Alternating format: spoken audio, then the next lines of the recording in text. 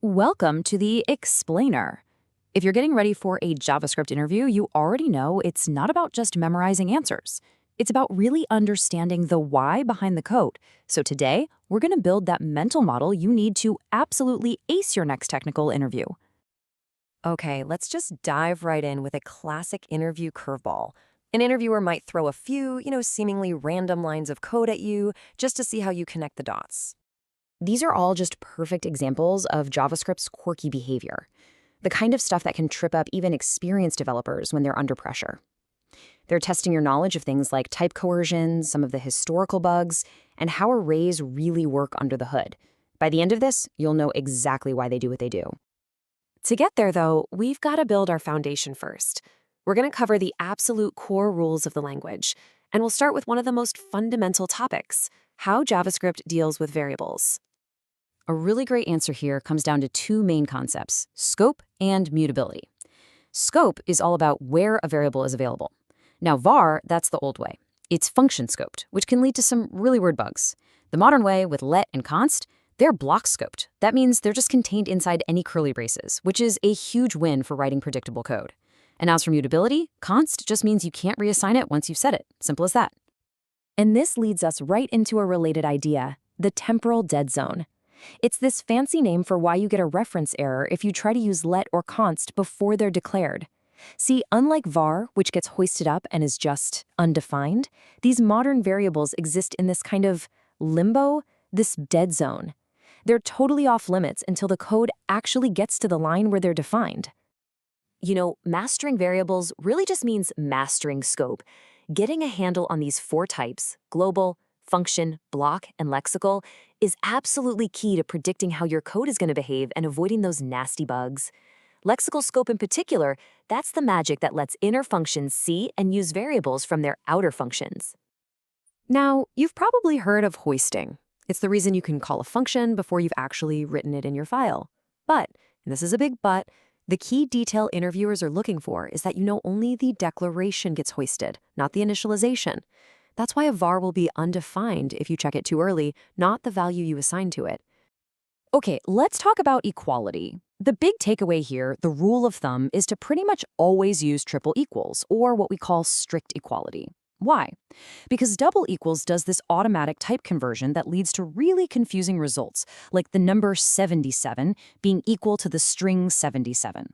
Triple equals avoids all that mess by checking both the value and the type, which makes your code way more predictable.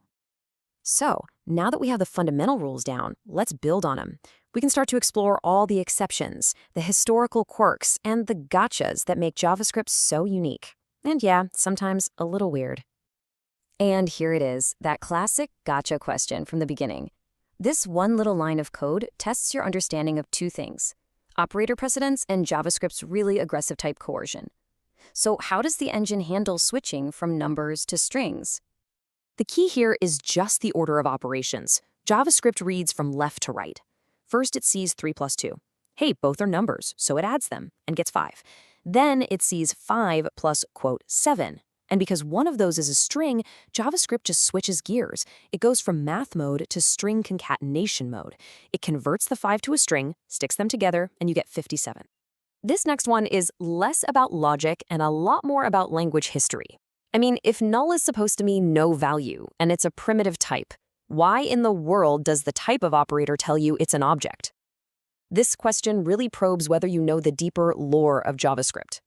And the answer is, well, it's a bug. It's a famous bug that's been in the language since day one, and at this point, fixing it would break so many websites that rely on this weird behavior that it's just never going to happen. So the takeaway for your interview is to show that you know this history, and that you should always check for null directly with value equals null, not with typo. Oh, and that array question from the beginning, array 10 equals 99, same kind of deal. It's a historical design choice. JavaScript arrays are just special objects, so when you set an index way out of bounds, it just updates the length property to be one more than that index, so the length becomes 11. And while we're on the topic, let's clear up the difference between null and undefined. They seem similar, but an interviewer wants to see that you understand the intent. Undefined is what you get by accident. It's the default for a variable that's been declared but hasn't been assigned anything. Null, on the other hand, is something you assign. It's a deliberate way to say this variable has no value. You know, in JavaScript, almost everything is considered truthy, so it's actually way easier to just memorize the 6 exceptions. These 6 falsy values are the only things that will ever act as false in a conditional, like in an if statement. They are false, the number 0, an empty string, null, undefined, and NaN. Knowing this list by heart just makes writing clean conditional logic so much easier. Okay, so with a solid mental model of the rules and all the quirks in place, let's see how JavaScript actually interacts with the real world. This means understanding how it runs in the browser and how it handles tasks that don't happen right away, like waiting for a timer or a network request. The keyword this. It is famously tricky for newcomers because its value isn't static. It changes completely depending on how a function is called. Being able to explain these different contexts, from a method on an object to an arrow function that inherits this from its parent, that shows a really deep practical level of understanding. And what's cool is you can even control what this refers to.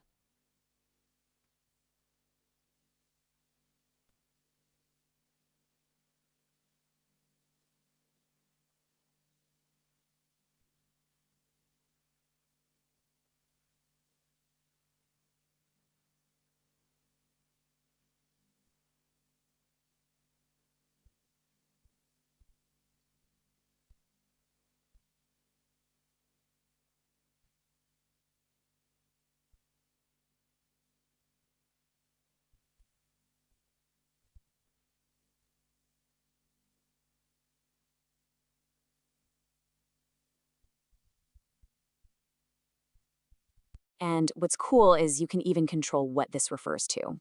The main difference an interviewer is looking for between call and apply is just how they take their arguments. That's it. Call takes a list of arguments separated by commas, while apply takes a single array of arguments. Both of them execute the function right away. Now, for a really powerful concept, closures. The absolute best way to think about a closure is like a function that carries a little backpack with it. And inside that backpack are all the variables from the environment where it was created.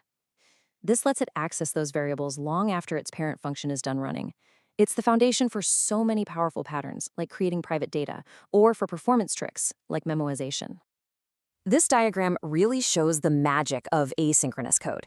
See, JavaScript itself is single-threaded. It can only do one thing at a time. When you call set timeout, you're basically handing that timer off to the browser to worry about. Your main JavaScript code keeps on running, no waiting around. Once the timer's done, the browser puts your callback function in a queue, and the event loop has a very simple job. As soon as the main call stack is empty, it just grabs the next thing from the queue and runs it. It's this beautiful dance between the JS engine and its environment.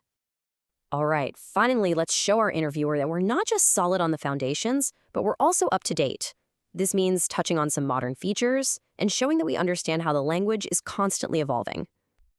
You don't need to be an expert on every single new feature, but mentioning just a few recent additions from the latest spec shows you're an active learner.